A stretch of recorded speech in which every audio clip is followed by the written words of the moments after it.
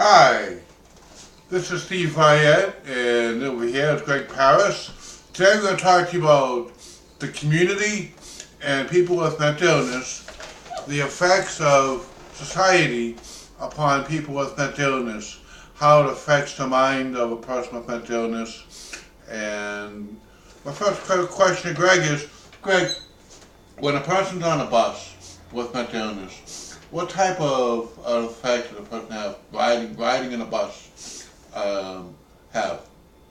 Well, you would have to see certain things inside the person. Is the person paranoid? Does the person know where he's at the time? Is the person aware of what's totally going on? Totally, what kind of is the person medicated? There's a lot of aspects that you would have to look into and to see exactly what is going on with a person when he enters the bus and how he acts on the bus and what really happens all through the bus ride.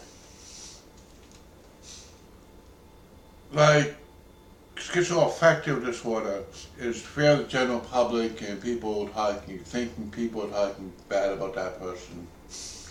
When you're on the bus and like I might come back, say you say to your passenger, I'm like this and I try like this, I'll go like this, I'll say myself.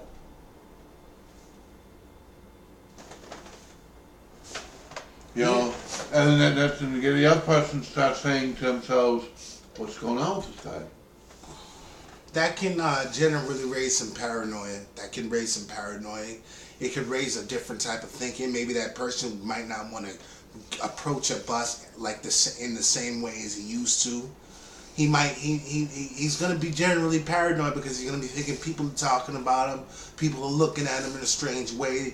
It might feel like somebody's going to attack him. He might feel a lot of different things. But why would he feel that way? Why would that person feel that way? Well, it's the illness. It's the illness itself. It's the illness. When people are trapped in the illness, they become that illness. You're trapped in the illness, you actually become the illness. So if I'm trapped inside of a schizoaffective mind, I start to think like a schizoaffective person, and that's all that's there. I'm thinking more paranoid. I'm thinking more people are talking about me. I'm thinking more somebody could do something to me. I'm really paranoid. I can get upset at any time. I can start to have feelings of maybe I shouldn't take the bus. There's a lot of things that's going on in a person's head when they're dealing with illness because they actually become that illness. How do they become the illness? You become the illness because the illness takes control of your mind every day of your life. Every day of your life, you're going through these symptoms and worries and problems all the days of your life, and all of a sudden, nothing else can help you because if you're not getting proper treatment, if you're not in proper therapy, if you're not, seeking out help, all of a sudden the illness takes over your mind and you're not able to think in any other way except the way the illness wants you to think. You're not using coping skills. You're not using things that can help you to get through every day. Mm-hmm. And that's where the problem lies. Now, just communicating with a person with mental illness, how has that affected your life at all? Oh, no, knowing me.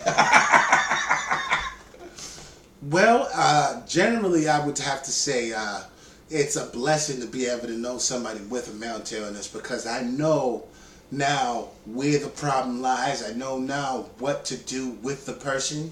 I know now exactly what's going on in your mind. Some people aren't truthful about a mental illness. Some people aren't totally truthful, so it's hard to see exactly what's going on in that person's mind or see exactly how to help that person or what that person is affected by. You're very truthful to me about what's going on with you and how and if you're very truthful about that, I know better on how to help you. Honesty is a big key. Honesty is a big key. And not hiding. And not hiding the true factors of what really going on in the mind. If you can tell me, if you involve me in something, I'm better able to help you. But if you just tell me about it, or if you just say, well, this happens to me sometimes, and you're not giving me a broad example about what you're talking about, there's hardly any involvement, so I can't get involved. But if you tell me this is what's going on with me, and when you said this helped me in a way.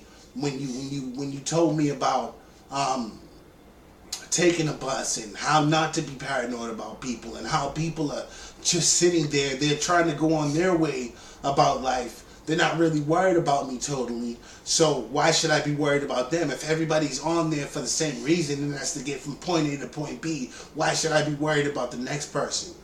Exactly. So how can a person on a bus, if they're going through a panic attack on a bus, how could they better cope and deal with that panic attack? How can you avoid having a panic attack on a bus if they think someone's talking bad about them, or they think someone's thinking about bad about them, well, they have no clue about it, what they're thinking about to begin with? Why can't we just mind our own business while on the bus?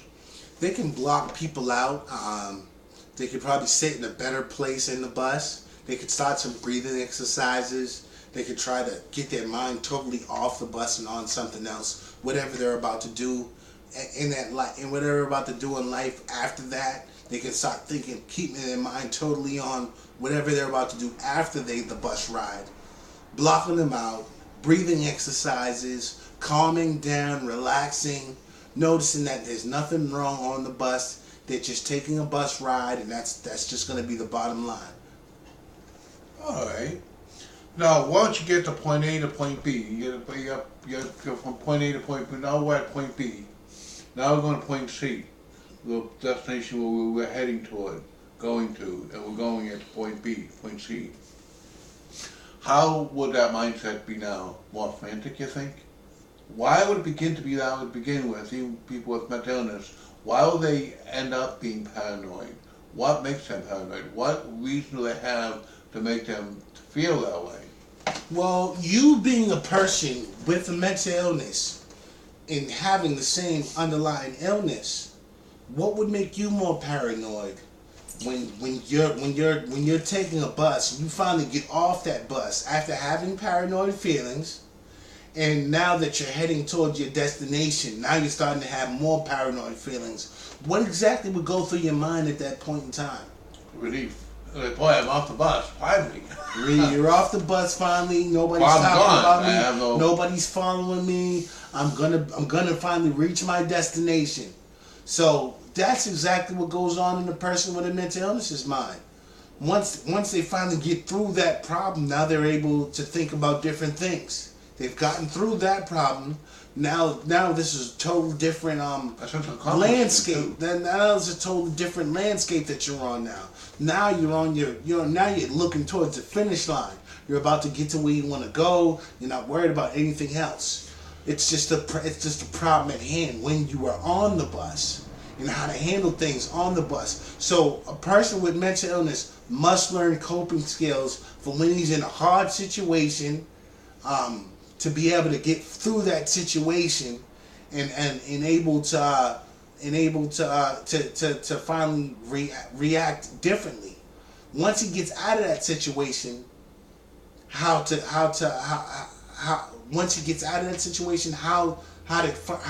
get furthermore into a different type of think setting. Interesting. Coming back from going from point A to point B, now going back to point A again. In my mind, when I'm on a bus, have mental illness, as you know, schizoaffective disorder, fear of the general public. Sometimes I'm on the bus, I say to myself, oh no, now what am I going to end up, what am I going to go through? Am I better off taking another way home? Maybe call a ride, get a ride home. So I have these things called PT1. If I take a PT1, right, the paid taxi from the state, people with paranoia. Right. So that's very helpful. A PT1, having somebody to take you from point A to point B without having to deal with those feelings, especially if you can't get past those feelings. Especially if a bus or something like that would make you paranoid to the point where you start to get out of the normal sense of thought and more into the paranoid sense of thought. the PT-1 will be the perfect addition to so that when you're finally on it, you're not thinking those paranoid thoughts. You're not decompensating or degressing, or you're not in the mood or state where you feel like you have to be paranoid in any part of time of your life. Because that's a weird feeling, to actually have feelings of paranoia with people that share the same world as you. Nobody should have to feel paranoid because they see a different face and they don't know that face, and all of a sudden they're worrying about if that person is talking about them or if that person's thinking about them in any type of way. They shouldn't have to think like that. That's a scary feeling. I mean, that must be scary to even feel like that. Now, I also say that PT-1 is a taxi that the state of Massachusetts pays for through Mass Health. So if you have schizoaffective disorder, if you're a general public and you have a hard time on the bus, know that the PT-1 Vermont is on your side to get you to point A to point B with your destination. I want to put that in my conversation with my guest, Greg Paris. And I'm Steve Rayette. And we're going to talk to you more about schizoaffective disorder and more information forthcoming in later episodes. I think it's better to have it to be short and long, to divulge in conversation now with people you're with, and may God bless you. Thank you, Greg, for this interview. No problem. Short but quick and sweet. That way information is lodged in the minds of people, make them think about the opportunities that are available for people with mental illness. And spirituality has a big factor too. So thank you for listening, and may God bless you.